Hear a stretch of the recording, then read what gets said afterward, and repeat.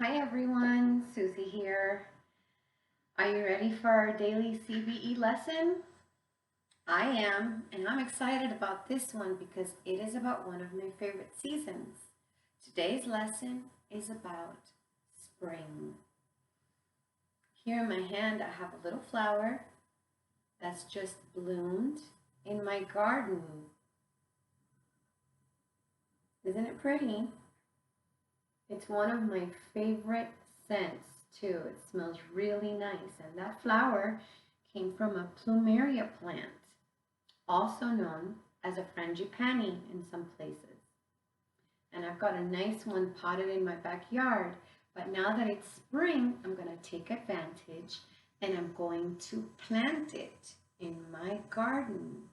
So maybe in another few lessons, I will plant it. Who knows? Maybe even for Earth Day. So today we're going to talk about the season, spring. As many of you know, there are 4 seasons. Do you know what your seasons are? The 4 seasons are spring, summer, autumn, and winter. And sometimes we call the autumn fall. And right now we're entering spring. During spring, everything seems to bloom. Trees are full of flowers and brand new green leaves, and the birds are chirping because they are starting their mating season. And that means that very soon there will be lots of tiny little chirpy sounds everywhere as their eggs begin to hatch. So I would like you to keep an eye out for birds in your garden and see what you see. Let me know. Let me know if you see in my garden. I have a beautiful blue jay that comes every day. I swear I feel like that blue jay knows me. So, so today we're going to be talking about how we experience spring, and we experience spring because we use our senses. And our senses are how we experience the world around us, right? So how many senses do we have? Do you know how many senses we have? We have 5 senses. And one of the reasons that I love spring is because I feel like all of my senses are drenched in spring, right? So in the springtime, when I go for a nature walk or whatever, I can see the nature around me, like the beautiful colors in this flower. It's got yellow and it's got pink. So I see the nature around me, all those beautiful blooming flowers, all those lovely little birds that are everywhere. In the spring, I can also hear a lot of new sounds. And the sounds that I am hearing with my little ears is a lot of birds chirping. And it seems to me like this year there are more birds than usual. And that's probably because there is a reduced amount of pollution in the air. Because right now we're all quarantined at home and we are not out in our cars, so there isn't a lot of car congestion. So the birds are starting to swoop in, and maybe we'll get to see different birds than we normally get to see in our gardens this spring. So that's something to look forward to, right? There you go. Um, in the spring, you can also smell new scents, right? New smells, like the scent of this flower. It has a very sweet scent, but you can also smell, for instance, the scent of fresh cut grass, right? Or the scent of the rain. When the rain falls, it feels like the world smells differently, doesn't it? A nice rain shower can leave a very nice fresh scent. I can also feel new things in the spring. Going back to my flower, it's very soft. In the winter, it feels like everything has died, so everything is rough and grainy and gritty, and the grass is brown, but it has a crinkly texture to it, and the trees don't have any leaves on them. But now in the spring, when our trees start to get leaves again, you can feel how soft they are, and there's such a nice softness to a brand new leaf, isn't there? I think so. And now we're going to come to taste. What do you taste in the spring that maybe you don't taste all the time? Well, in the spring, we start to eat summer foods, right? So maybe you're having ice cream, or maybe your coffee is iced instead of warm because we're no longer so cold all the time, right? So right now, for instance, I'm having a nice iced coffee that my son made me.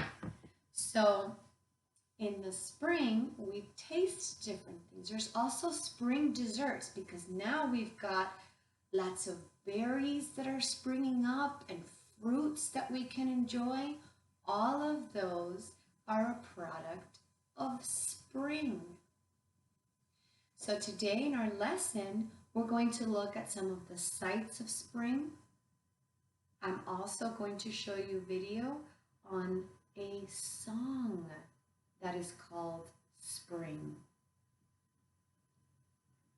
And we are going to work on a special spring activity. Included in your packets for today will be this activity, and it's called Wake Up Senses. And our activity for today is going to be themed for spring. I'm also sending, for those of you who love your word searches, I'm also sending you a nice spring word search that you can do on your own, okay? So let's think about what we know through our 5 senses about spring. I want you to think, what makes spring different for you? What do you think of when you think of spring? I know a lot of people are excited because Sunday is Easter Sunday. So maybe for you, spring means chocolate bunnies. I don't know. But whatever it means for you, I want you to think about it, because when we write our spring assignment, and we're going to write a poem, when we write our poem, I want you to use those things that mean spring to you. So like I said, our senses are how we experience the world around us, right? So we use different parts of our body that are tied to each one of our 5 senses. And that is how we get information that goes to our brains about our environment. So let's start with sight. When you experience sight, what part of your body are you using?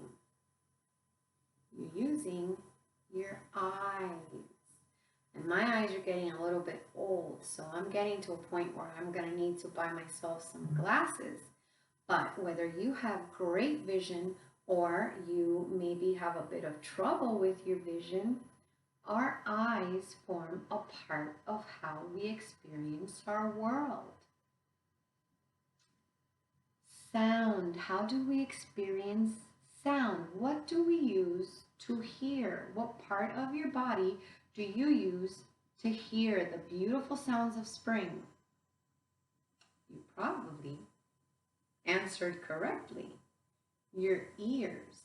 We use our ears to hear all those lovely sounds of spring. And for me, the sound of spring could be a spring shower on the roof, or it could be the sound of wind moving through the trees.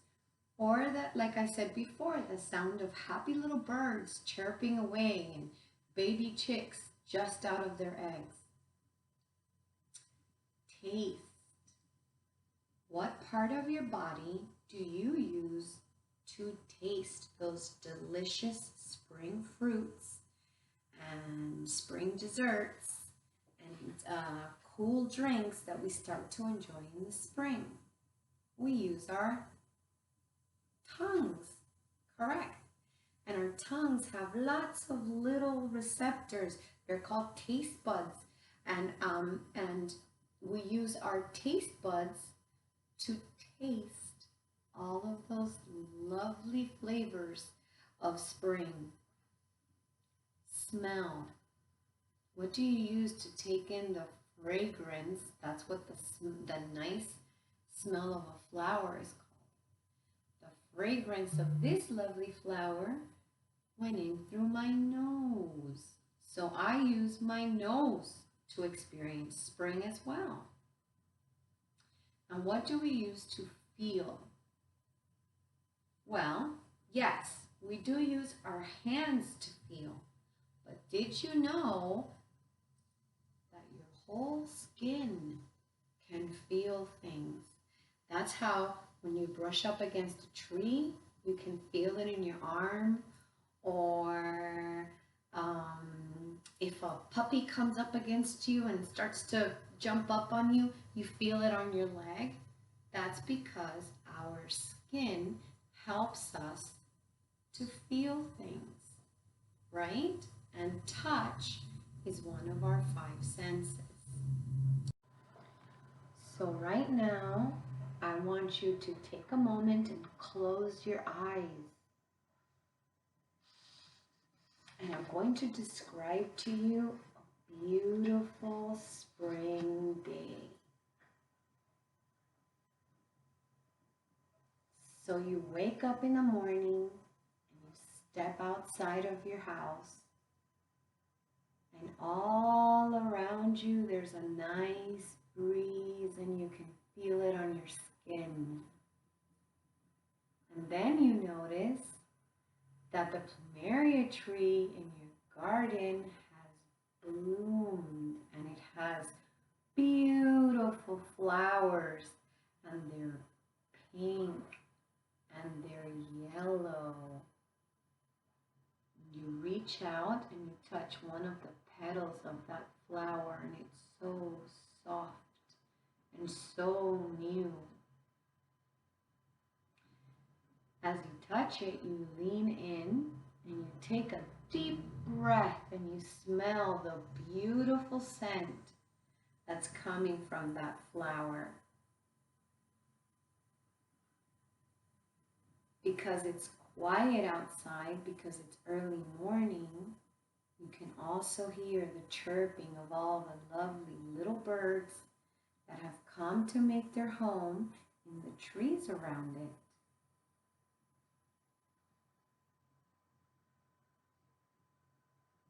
Okay, now I want you to open your eyes. Did you see that spring day? What did your flowers look like? What did the breeze feel like on your skin? What did the petals of the flowers feel like in your hands? These are all things that I want you to remember as we work on our worksheet. So on our worksheet, we're going to write kind of a poem. It's not a rhymey poem. Don't worry, I'm not going to ask you to find words that rhyme. It's just going to be a poem that you're going to write about anything having to do with spring. So for instance, I might write for my topic, I might write flowers. And then I would write, I see a flower. If you have trouble writing, you can get someone to help you write it. Or you can just draw a photo of what you see. You can draw a picture of what you see. Sorry. Then you're going to write, I hear. What do you hear in the spring around your house? I just described for you what I hear in the spring around mine, but what do you hear in the spring around yours? And again, you can get someone to help you write the words. So I would put chirping birds or just birds. And then you can draw a picture of what that happy little bird looks like. Taste. What do you taste in the spring? I might write a chocolate Easter bunny egg, or just chocolate. Or I might write, I don't know, berries, some nice fruit that you enjoy to eat in the spring, cantaloupe maybe, chilled cantaloupe is nice. And then you can draw a picture of it. And then I smell. What do you smell in that? What is your favorite spring scent? My favorite spring scent is right here in my hair. It's my flower, my plumeria flower. So I would write flowers, and then I would draw a picture of my flowers. And then I feel. What do you feel in the spring that is different than something that you feel? And I mean what you can feel with your hands and with your skin. Not what you feel inside your heart. Not I feel happy, but maybe I feel a little duck. Maybe there's little ducks in your, we had ducks in my garden once that we took care of. And I used to love to pick up the little ducklings and feel their little feathers because they were so, so, so very soft. So I'm going to write, I feel. You could feel the leaf of a tree. You could feel the petals of a flower, but something that has to do with spring. And then you can draw a picture, or you could just draw a picture instead of a word if you have trouble writing. So what I want you to do is I want you guys please to have these ready on Friday so that when we have our Zoom meeting, which I invite all of you to join, you can show me your Wake Up Senses poem. And like I said, don't worry about rhyming. It doesn't have to rhyme. It's just more about what you sense in the world around you. For the next part of our class on spring, I'm going to play you a beautiful piece of music written by a man called Antonio Vivaldi. And he wrote it for a bigger piece that he did that was called The Four Seasons. So I hope you enjoy it and you can let it play while you work on your worksheet.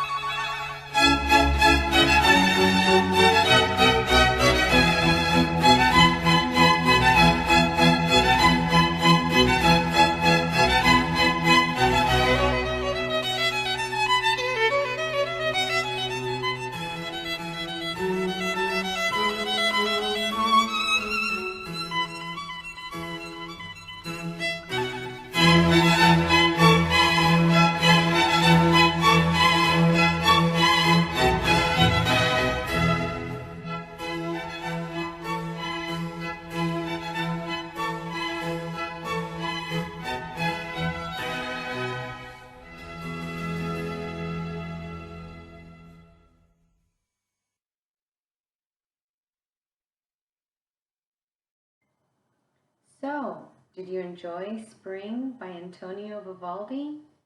It is a beautiful piece of music, isn't it? Anyway, I think so. So now I'm going to show you a video about the nature that you have in your own backyard. And it gives some helpful tips on some things that we can all do to maybe attract some more of that nature. Maybe you want more songbirds in your backyard so that you can experience the beautiful sounds of spring. Enjoy. In this short video, we'll show and explain all the key things you need to know about feeding the birds in your garden, and doing so in a way which attracts the maximum number of species and takes into account their health and well-being.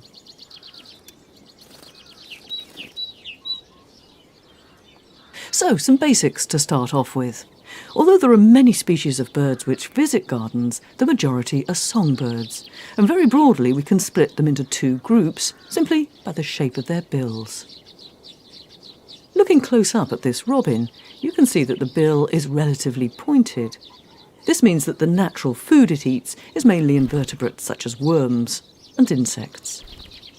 Whereas this house sparrow has a more triangular bill to crack open seed husks, as is the case with the greenfinch.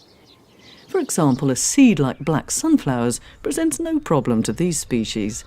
They can very easily take the husk off to get to the nutritious heart, whereas the robin can't crack open a seed husk, but can eat the contents if the husk is already removed, as you can see here with sunflower hearts, which are what's inside black sunflower seeds.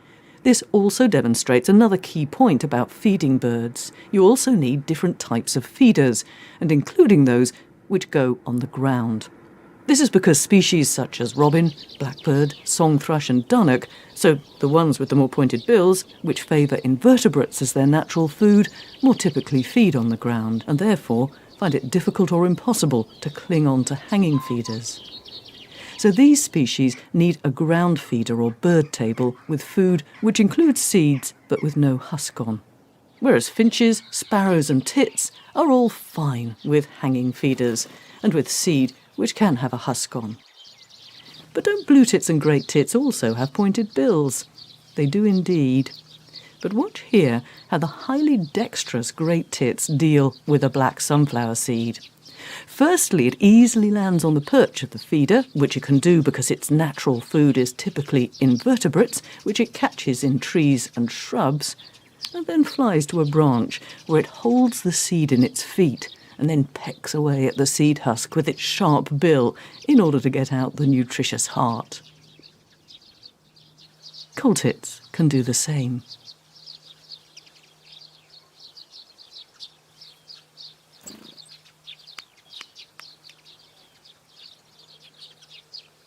This behaviour is very different to how finches eat the same food, as they'll stay on the feeder perch and remove the husk and eat it using only their bill. So, let's now look at the range of foods available and the different types of feeder for them. Straight foods, as the name suggests, are seed types and also peanuts, which haven't been mixed with anything else. The main ones include black sunflower seeds, sunflower hearts, Niger seed, red millet, white millet, plus peanuts. With the exception of Niger seed and peanuts, which we'll come back to, straight seeds are best fed from a tube feeder, like this one. In addition, sunflower hearts can be fed from a bird table or ground feeder. For Niger seed, this is so tiny that it needs a special feeder with very small ports to prevent the seed from running out.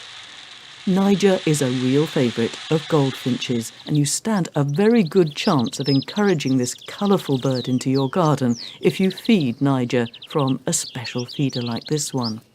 For peanuts, these should only ever be fed from a mesh feeder, as having them loose on a bird table or in a tube feeder means that birds such as robins can try to swallow them whole, and this can cause them to choke to death.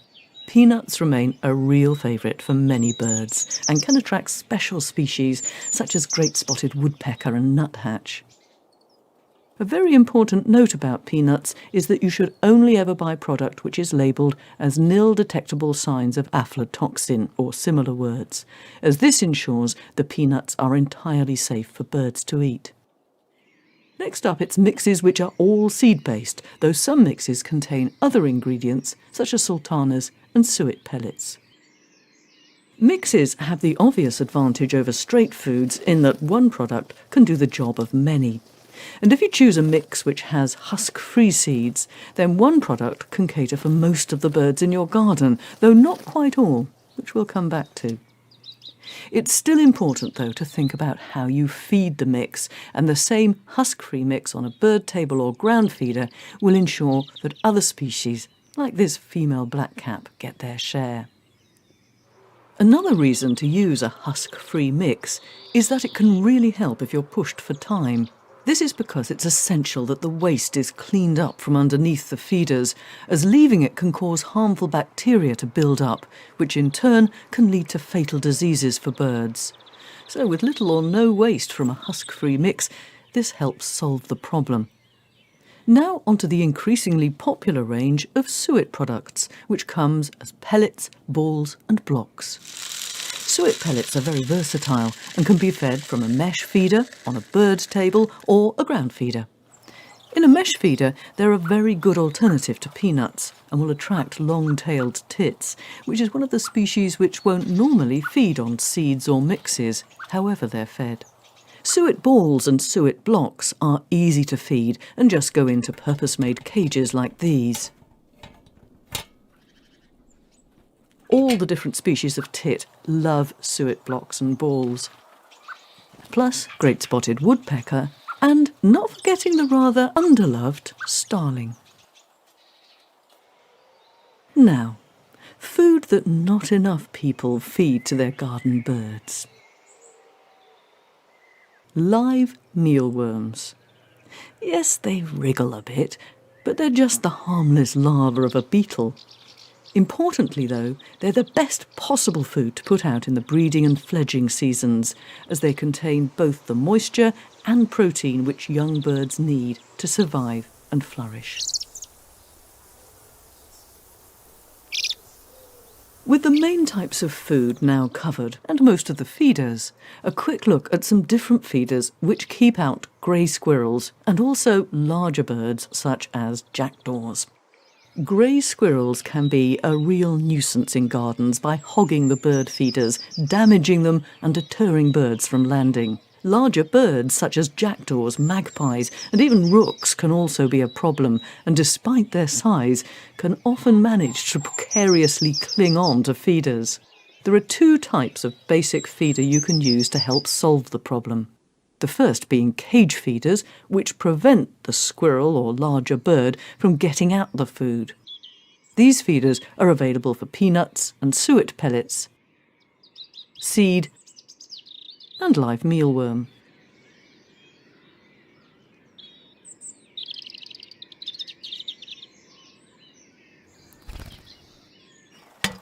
The second type uses an ingenious mechanism which closes the ports of the feeders when the weight of a squirrel or larger bird lands on one of the perches, and therefore prevents any food being taken. Positioning is important. The main consideration, other than them being in a good place for you to watch the action from your window, of course, is that they're away from anywhere which a cat could hide in and pounce on the birds. So avoid being too close to shrubs and other undergrowth. And if you don't have a handy tree to hang the feeders from, then a feeding station like this one is ideal. One really important aspect of feeding birds is keeping feeders and bird tables clean. This is because, and as mentioned before about not allowing waste to build up underneath feeders, dangerous bacteria can build up, which can lead to fatal diseases, something which finches are especially prone to. Now, just to summarise on the main points, you need a variety of different foods and different ways of feeding them to attract the maximum number of species. If you're pushed for time or don't want the hassle of cleaning up mess, then stick with husk-free seeds such as sunflower hearts and husk-free mixes. You should also have either a mesh peanut feeder or suet feeder to ensure that species such as long-tailed tit and great spotted woodpecker can feed. If squirrels or larger birds are a problem, then use suitable feeders to keep them out. Position feeders away from bushes and undergrowth where cats hide and pounce from, and always keep your feeders and bird tables clean.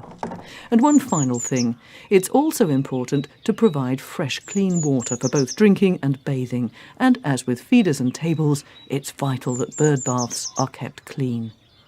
We hope you found this video helpful, and there's lots more detailed information about feeding birds on our website.